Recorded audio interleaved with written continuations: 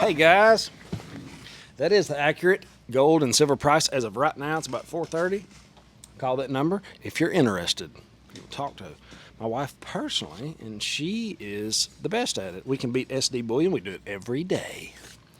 And it's not what the video is about. The video is about suffering in Louisiana when the electricity's off.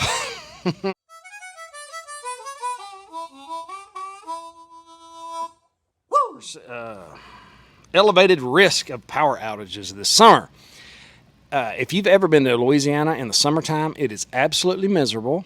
It's about 90 something outside right now, and the humidity's high, and I do not know how people made it here before air conditioner. I mean, air conditioner here is right up there with the invention of the wheel and water. I mean, it is necessary.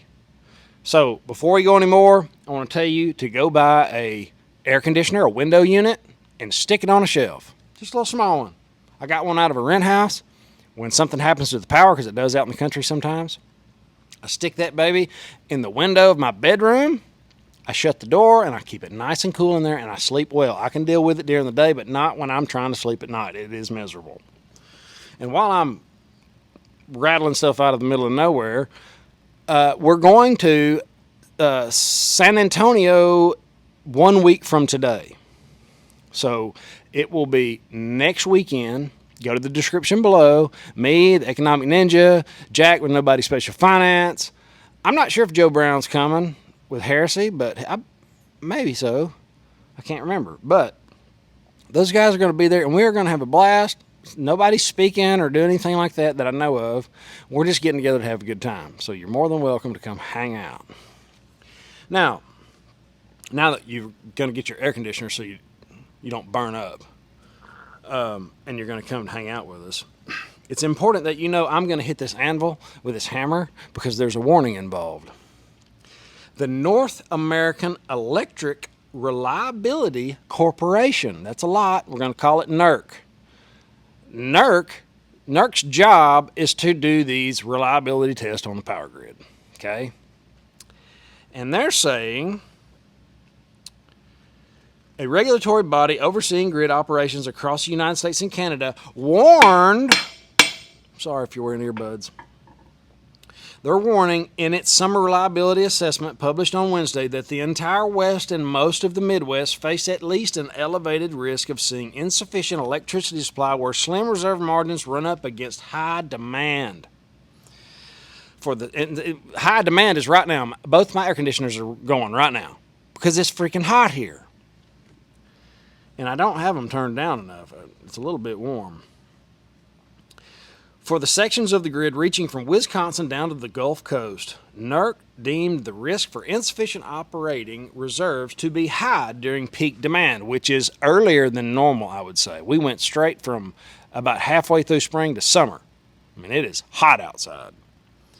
The areas covered by the Mid-Continent Independent System Operator, this is just MISO, M-I-S-O, so we're going to call that, including Minnesota and Iowa, and all the way down to Louisiana. That's why you saw me pointing in the thumbnail to the red-hot red portion of the map where it's the highest chance of losing electricity. And this could really be a bummer for me. I have my little generator hooked up, I promise you.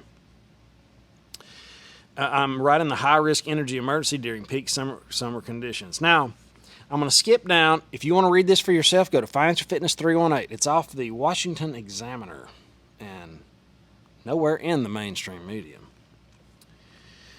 The grid operator has been forward, this is good, in its assessment of capacity shortages and their causes. In a report released on January, it placed responsibility for the reliability shortcomings on the transformation of its generating resources, including the retirements of always-on generating. I had some guys reach out to me from where I used to work in these power plants when I cut my teeth welding, and they said the power plants that we used to work at over in East Texas are not running right now. They mothballed them. They're cutting our energy sources off. I mean, they're really trying to make it miserable. Some of the thermal plants, coal and natural gas, have been retiring, with new resources coming on in the way of wind and solar resources. You know, I'm going to stop right there, and we're going to cover wind and solar resources. Wind mainly. Okay, in order to do this wind, I got some really good meat here. In order to do what they're wanting to do, we're going to have to start mining the earth upwards of 1,000%. Increase mining 1,000%. Oh, why would we have to do that? Why don't I fill you in? Okay, a 100 megawatt power plant is about the size of a residential house. Okay, and it will power 75,000 homes. That's small to power a lot. I've never worked on a power plant that small. The ones I worked on were enormous. But this is 100 megawatt. Now, to make a wind turbine farm to create that much power, if the wind's blowing, it would take 10 square miles to generate enough electricity for 75,000 households. I hope this is hitting home, because this is craziness. 50,000 tons of concrete, 30 tons of iron ore, 900 tons of non-recyclable plastic that goes to the blades, not to mention 10,000 tons of batteries and materials. And I'm talking about those high quality, bad to the bone, Tesla style batteries. Okay, so there's a little bit more here on this unreliable caca. So $5 trillion have been spent on creating this unreliable caca. And it has been able to reduce our fossil fuel dependency a grand total of 2%.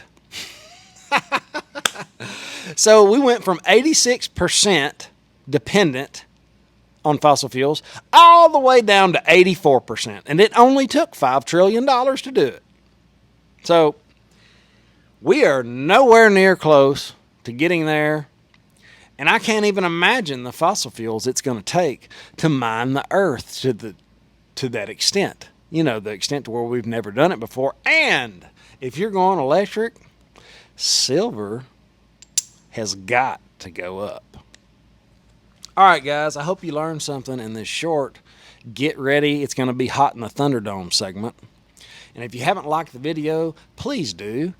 And I appreciate y'all showing up every day. And thank you for all the new subscribers. I hope to see you in San Antonio. I always want to say San Francisco for some reason, but I've never been there either. We're going to hang out, and it's going to be a blast. So have an awesome, awesome day. Later.